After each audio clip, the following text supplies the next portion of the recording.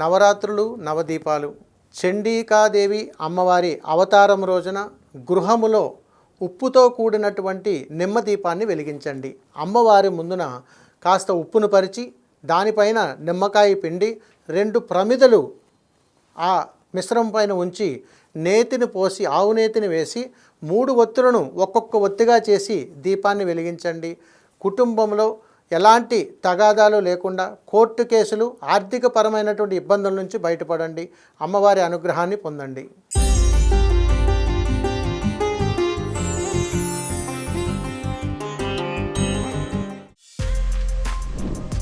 For more videos like this, subscribe Big TV channel.